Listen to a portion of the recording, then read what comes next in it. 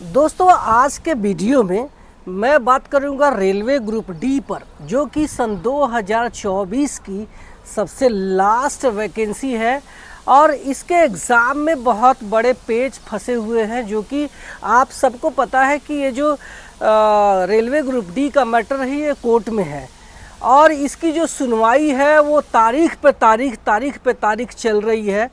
तो बहुत सारे बच्चों के मन में सवाल उठ रहा है कि इसका वाकई एग्ज़ाम होगा तो कब होगा, होगा कि नहीं होगा, या फिर अगले साल होगा, पढ़ाई करना चाहिए या नहीं करना चाहिए।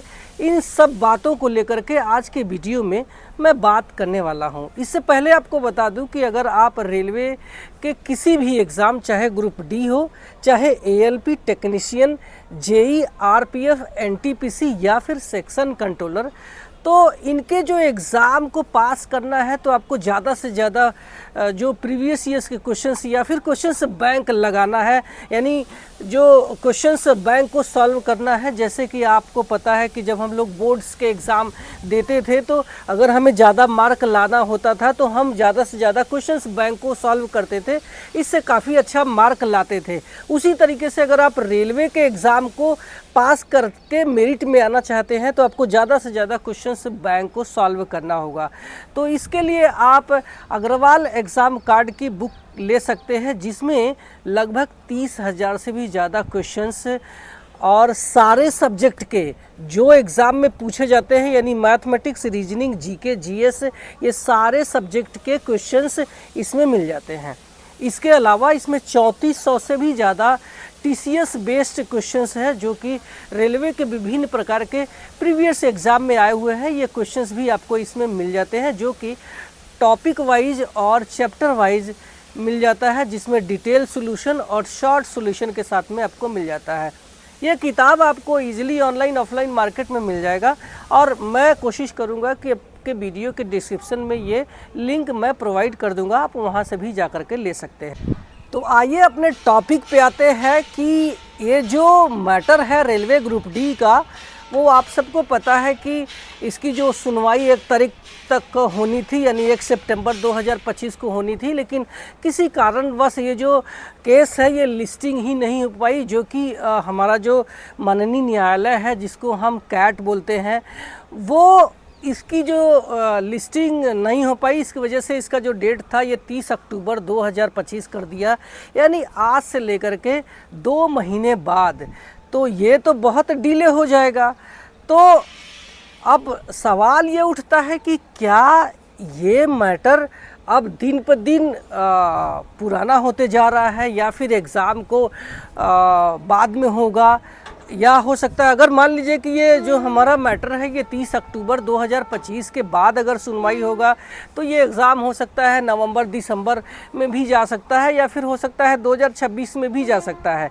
लेकिन इसमें आपको पता है कि जो आईटीआई के पक्ष है ये चुप नहीं बैठने वाले हैं और हो सकता है कि इसमें 2 रीज़न और भी हो सकते हैं, जिसकी वजह से मैं बात कर रहा हूं कि कैसे आपका एग्ज़ाम पहले हो सकता है।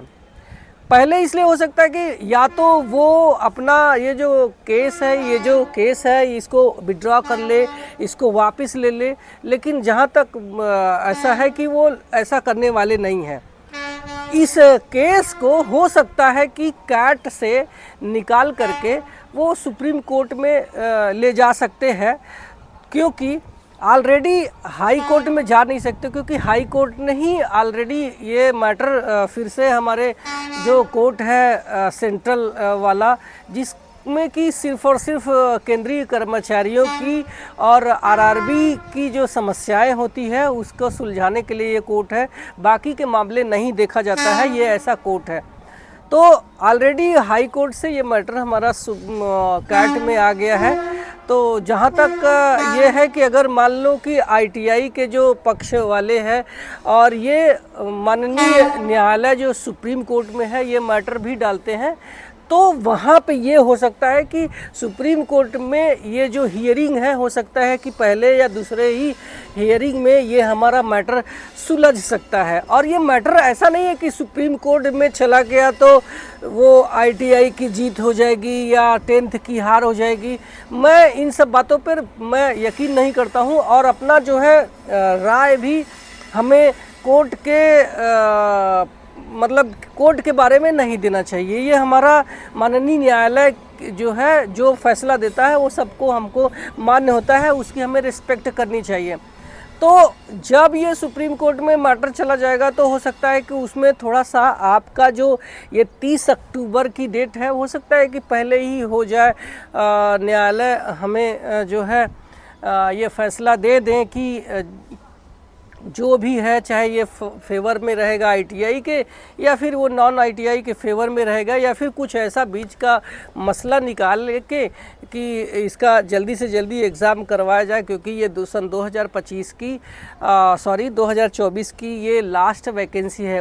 जब तक ये एग्ज़ाम होगा नहीं तो आप देख सकते हैं कि रेलवे में 2025 का जो कैलेंडर है उसके अनुसार अक्टूबर से लेकर के दिसंबर के बीच में हमें फिर से नई वैकेंसी देखने को मिल सकती है, वो भी रेलवे ग्रुप D का। तो जब तक ये एग्ज़ाम पहले वाला नहीं होगा तो आगे वाली वैकेंसी का क्या, आगे वाली वैकेंसी के लिए हमें पहले वाली वैकेंसी एग्ज़ाम हो जाएगा तो वो निकालने के चांसेस है। तो यही एक मामला है जिसकी वजह से ये सारा चीज़ें पेच फंसा हुआ है। वरना जहाँ तक आप देख सकते हैं कि मिनिस्ट्रियल एंड आइसोलेटेड कैटेगरी जो कि CEN 7/2024 का था, इसका सिटी इंटीमेशन स्लिप आ गया है। इसका एग्ज़ाम 10 से 12 सितंबर को होना है। और ये हमारा जो ग्रुप D का जो CEN था ये 8/2024 था, ये सबसे लास्ट वाला था। और इस लास्ट वाले वैकेंसी में ये हमारा मामला उलझ के रह गया है। लेकिन इसमें यही हो सकता है कि जो हमारे ITI के जो पेश करने वाले, चाहे वो कोचिंग संस्थान है, चाहे वो आपका छात्र है, अगर ये बैठे तो नहीं रहेंगे, शांत तो बैठे नहीं रहेंगे कि 30 अक्टूबर तक वो लोग बैठे रहेंगे। और हो सकता है कि ये जो है इसमें ही हो सकता है कि कार्ड से ही रिक्वेस्ट कर सकते हैं कि हमारा जो कोर्ट में जो डेट दिया है नेक्स्ट हियरिंग डेट, ये 30 अक्टूबर से पहले अगर इसको लिया जा सकता है तो उससे भी पहले ये जो हियरिंग का डेट है वो ले सकते हैं। अगर इसको ले लिया तो कैट में ही हमारा सब मामला सुलझ जाएगा। और चाहे फेवर किसी का हो, मैं सबका मतलब अपने सबको सम्मान करना चाहिए। मैं टेक्निकल का भी सम्मान करता हूँ, क्योंकि मैं भी एक टेक्निकल रहा हूँ, मैं भी मैकेनिकल स्टूडेंट रहा हूँ। तो ऐसा कुछ नहीं है कि वो ITI के फेवर में हो तो खुश रहे, चाहे या फिर 10th के फेवर में खुश रहे। हमारे लिए सारे लोग एक समान है। और अच्छा है कि जल्दी से जल्दी ये मामला सुलझ जाए तो बेटर है। अगर मान लीजिए कि कैट में ही ये मामला जल्दी से सुलझ जाता है तो आपको सुप्रीम कोर्ट में जाने की ज़रूरत नहीं है। और ये यहीं से यहीं अगर मामला सुलझ गया तो आपका एग्ज़ाम जल्दी हो सकता है। और आप भी इसको एग्ज़ाम पास करना चाहते हैं तो अग्रवाल एग्ज़ाम कार्ड की क्वेश्चंस बैंक से सॉल्व करना ना भूलें, जो कि आपके एग्ज़ाम को पास करने में हेल्पफुल साबित हो सकता है। तो मिलते हैं अगले वीडियो में। आपको मेरे वीडियो से अगर सीख मिलती है तो लाइक करना, और मेरे चैनल पे पहली बार आया है तो सब्सक्राइब करके जाना, क्योंकि मैं यहाँ आपको रेलवे में अपने ज्ञान से आपको मोटिवेशन देने आया हूँ, ताकि आप भी रेलवे में मेरी तरह ज्वाइन करके भारतीय जनता की और भारतीय रेलवे की सेवा कर सकें। Thank you so much.